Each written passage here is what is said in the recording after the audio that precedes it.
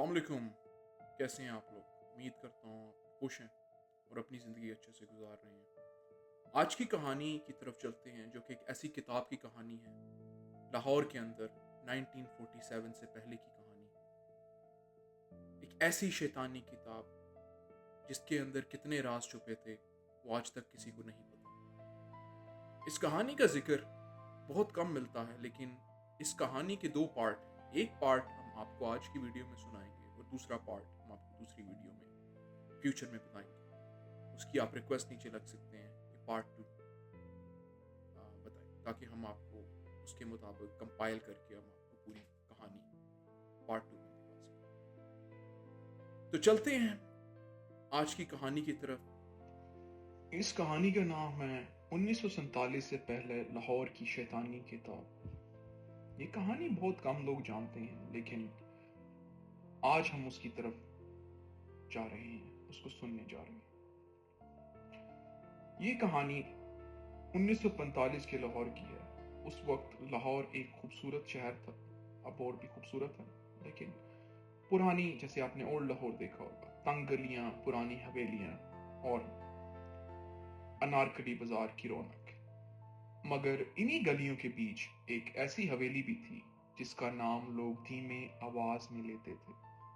कहते थे उस हवेली की लाइब्रेरी में एक किताब बंद है, ऐसी किताब जिसे खोलने की हिम्मत किसी में नहीं है।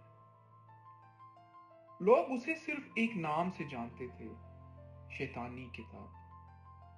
बहुत सारे लोगों को लगता था ये महज एक कहानी है, इसमें कोई सच्चाई नहीं है, और ज्यादातर लोग इस पर यकीन नहीं करते थे, मगर बहुत से लोग इस पर यकीन भी करते थे। हमारी कहानी का जो मेन कैरेक्टर है उसका नाम हसन है, जो कि एक 23 साल का तालिब इल्म था। उसे पुरानी किताबों और तारीख का खूब मालूमात हासिल करने का बहुत शौक था। एक दिन लाहौर म्यूजियम के एक बुजुर्ग मुहाफिज ने उसे कहा, बेटा, अगर इल्म चाहते हो तो हर किताब पर भरोसा मत करना। हसन हंस दिया। उसे लगा ये सिर्फ बुजुर्ग की बातें हैं, मगर इसमें कोई सच्चाई नहीं है। मगर वो नहीं जानता था कि उसकी जिंदगी बदलने वाली थी।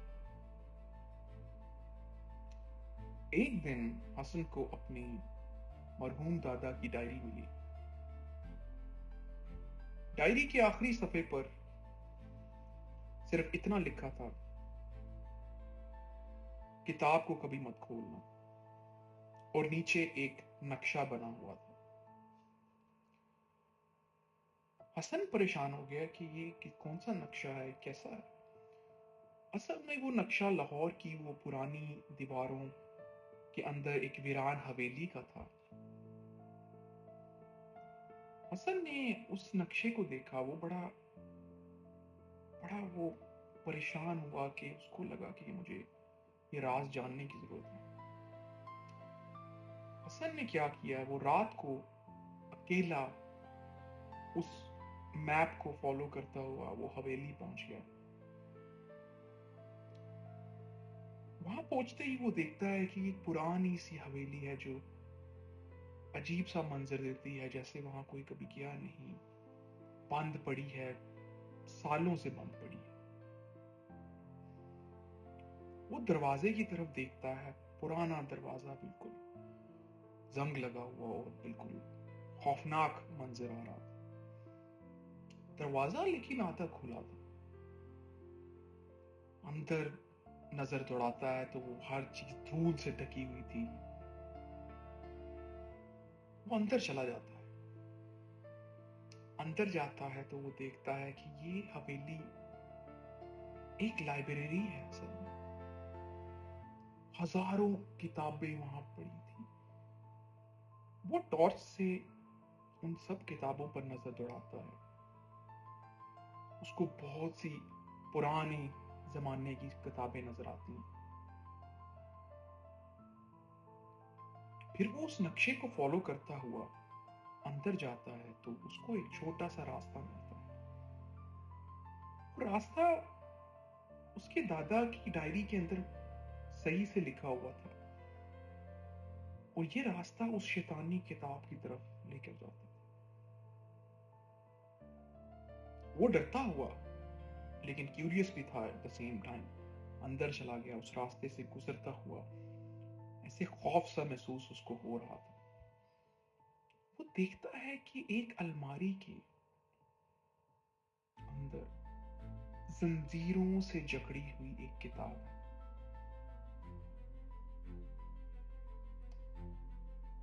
बड़ा परेशान हो जाता है कि ये क्या है, और क्या ये वही किताब है जिसका सब जिक्र करते हैं, या जिसके बारे में इतनी सारी अफवाहें मौजूद हैं।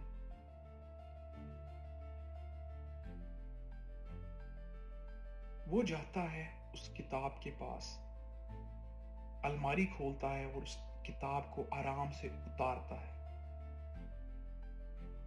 वो क्या देखता है कि उस किताब के ऊपर लिखा होता है, एक अजीब सी जुबान में लिखा होता है। वो उसको ट्रांसलेट करने की कोशिश करता है कि इसका मतलब क्या है, ये कौन सी जबान में इसको लिखा गया है।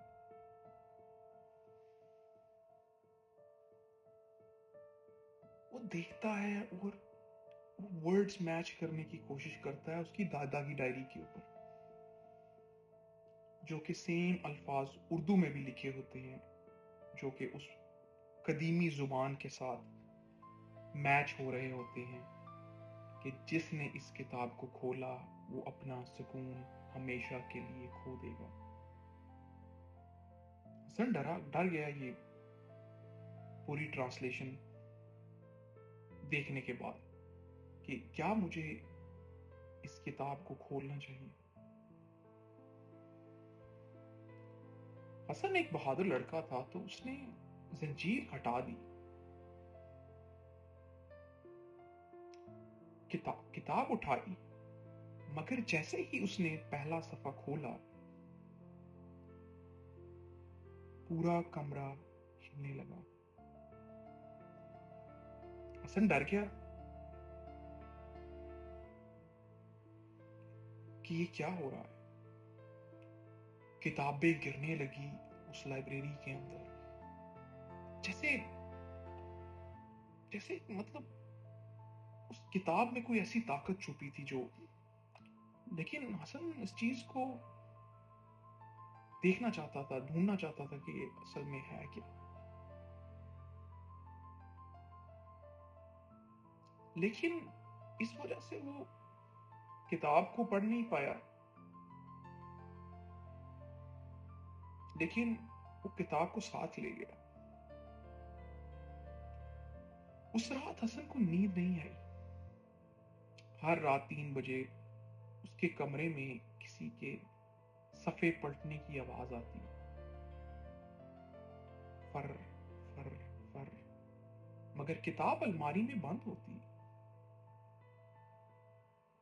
फिर भी सफ़े खुद ब खुद पलट रहे थे। हसन ये देख के डर जाता, या वो परेशान हो जाता कि ये क्या मसला है। अगली सुबह वो क्या देखता है कि किताब टेबल पर पड़ी है, लेकिन उसने तो वो किताब रखी ही नहीं थी टेबल पर। किताब का एक नया सफा खुला हुआ था, उस पर सिर्फ एक जुमला लिखा था, तुमने मुझे जगा दिया। हसन जैसे ही वो उस जुमले को पढ़ता है, वो घबरा कर बुक बंद कर देता है।